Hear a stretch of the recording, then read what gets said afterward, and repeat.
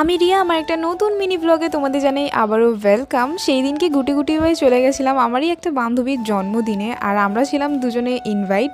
আর আমি যেহেতু একা একা এতটা রাস্তা যেতে পারবো না, তার জন্য আমার বান্ধবী আবার আমাকে নিতে এসেছে, দেখলে। তারপর আমরা বাসে করে কিন্তু চলে গেছিলাম আমার এই বান্ধবীর বাড়িতে। এই যে এই মহিলাটা দেখতে পাচ্ছ, এর হচ্ছে আজকে জন্মদিন।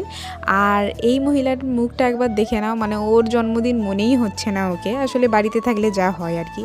আর এই পুরো ডেকোরেশনটা কিন্তু ওর বর করেছে, আর এই পুতুলটা কিন্তু ওর বর তাকে গিফট করেছে। আর এখানে আমার বান্ধবীর হাসিটা খালি দেখলে। আর আমার ভিডিওতে অনেকবার একে দেখে দেখে তোমরা জেনেই গেছো, আর এর নামটা আমি আজকে বলেই দিচ্ছি। এ হচ্ছে আরতি, আমার বেস্ট ফ্রেন্ড বলতে পারো। আর তারপরে আমার একটা বান্ধবীর মা এসেছিলেন আমাদেরকে বিয়ের জন্য কার্ড দিতে। আসলে আমার বান্ধবীর বিয়ে ছিল, তো এত ব্যস্ত থাকায় আমি ওর সাথে কোনো কন্ট্যাক্ট করতে পারিনি। যাই হোক, কাকিমা আমাদেরকে কার্ড দিয়ে গেছিলেন। তো ভাগ্যক্রমে ওর বিয়েতেও আমি যেতে পারিনি, আসলে একটু প্রবলেমের জন্য আমাদেরকে কলকাতা চলে যেতে হয়েছিল।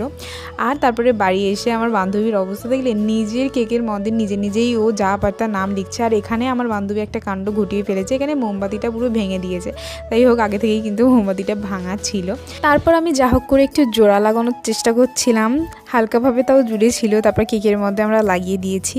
আর এখানে কিন্তু আমার বান্ধবী আজকে তিনটে কেক কাটবে। আর যেখানেই আমরা দুজনে থাকবো সেখানে কিন্তু গসিপ চলবে। আসলে আমরা কেক নিয়েই গসিপ করছিলাম যে কোন কেকটা আমরা খাবো।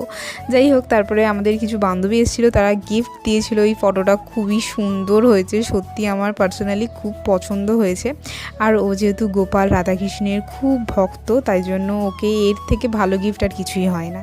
তারপরে আমাদের এখানে আমাদেরই বন্ধু আমাদেরকে থালা পরিবেশন করছে। আসলে এবার হচ্ছে খাওয়ার পালা, কেক কাটা তো লাস্টে হবে, এবার হচ্ছে খাওয়া দাওয়ার পালা। আসলে অনেক বেলা হয়ে গেছিলো, আর আমরা গেছিলাম দুপুরবেলাটাই খাওয়া দাওয়ার আয়োজনটা করেছিলাম। আসলে গ্রামের দিকে তো ওই জন্য দুপুরবেলায় বেশিরভাগটা হয়। আর এখনও আমাদের গ্রামের দিকে অনেক জায়গায় লাইট আসেনি, যার জন্য রাতের বেলা কোনো প্রবলেম হতে পারে, ওই জন্য রাতের বেলা কোনো অকেশনে রাখেনি। যাই হোক, আমার বান্ধবীও কিন্তু এখানে পুরো থালা সাজিয়ে, তার বর একদম সাজিয়ে দিয়ে বসিয়ে দিয়ে গেছে। এখানে কিন্তু ভাজাভুজি করেছিল, স্যালাড করেছিল, তারপরে করেছিল হচ্ছে বাঁধাকপির চচ্চড়ি মাছের মাথা দিয়ে।